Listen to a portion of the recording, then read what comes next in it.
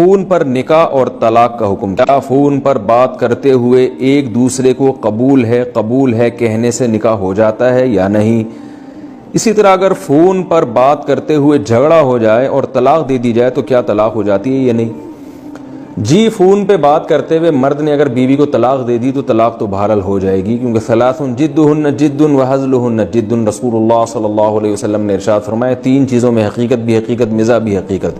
یعنی اس حدیث میں آپ صلی اللہ علیہ وسلم نے بتا دیا کہ طلاق میں اللہ نے الفاظ پر حکم کا مدار رکھا ہے، کیسے دی جا رہی ہے اور کس نیت سے دی جا رہی ہے، کس ذریعے سے دی جا رہی ہے، ان چیزوں کا اعتبار نہیں ہے. تو کوئی بھی ذریعہ استعمال ہوگا، آپ بس زبان سے جب الفاظ نکال دیں گے تو طلاق ہو جائے گی، اور ریٹرن میں لکھ کے دے دیں گے بیوی کی طرف منسوب کر کے تو بھی ادا ہو جائے گی. رہا مسئلہ نکاح کا، تو فون پہ نکاح ایک مخصوص طریقے سے ہوتا ہے. ایسے ہی آپ نے کسی کو کہہ دیا، کسی خاتون کو فون کر کے کہہ دیا کہ میں تم سے نکاح کرتا ہوں، اس نے کہہ دیا قبول ہے، تو نکاح نہیں ہوگا، کیونکہ آج کل یہ بہت ہو رہا ہے. تو نکاح میں سب سے پہلے گواہوں کا ہونا ضروری ہے، اور نکاح میں فون پہ جو ایجاب و قبول کی مجلس ہوگی اس کو اگر 2 گواہ سن رہے ہوں تو پھر اس سے نکاح ہوتا ہے کہ نہیں ہوتا، اس میں علماء کا اختلاف ہے.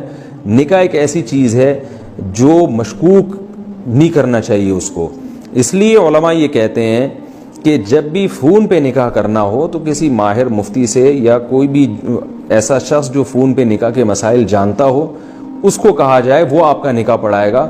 وہ پھر اس کا جو بے غبار طریقہ ہے وہ یہ ہے کہ آپ فون پر دولہا، مثلاً دولہا اگر آپ کے کنٹری میں نہیں ہے تو فون پر وہ کسی کو وکیل بنا دے، جہاں دلہن موجود ہے وہاں کسی کو وکیل بنا دے کہ آپ میری طرف سے نمائندہ بن کے اس خاتون سے میرا نکاح پڑھا دیں.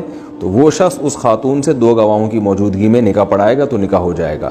یا خاتون کسی کو وکیل بنا دیں کہ بھئی آپ فلاں آدمی سے، یعنی فون پہ وکیل بنا دیں، وہ خاتون وہاں موجود نہیں ہے، مثال کے طور پر خاتون امریکہ میں ہے، دولہا پاکستان میں.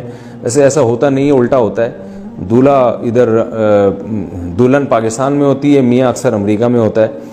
تو اب انہوں نے کیا کیا کہ دلہن نے جو ہے نا امریکہ میں کسی کو وکیل بنا دیا فون کر کے جو دولہا کے پاس بیٹھا ہوا ہے کہ آپ میرا نکاح اس مرد سے پڑھا دیں. تو پھر وہ وہاں پر جو ہے وہ 2 گواہوں کی موجودگی میں پڑھا دے. تو اس طرح سے فون پر وکالت نامے کے ذریعے نکاح کرنا چاہیے. پھر بھی میں یہ کہتا ہوں کہ کسی ماہر سے نکاح پڑھوائیں. فون پہ نکاح ہو جاتا ہے مگر ایک مخصوص طریقے سے، تو وہ طریقہ علماء زیادہ بہتر جانتے ہیں. خود کرنا چاہیں تو پھر یہ طریقہ ہے جو میں نے آپ کو بتایا.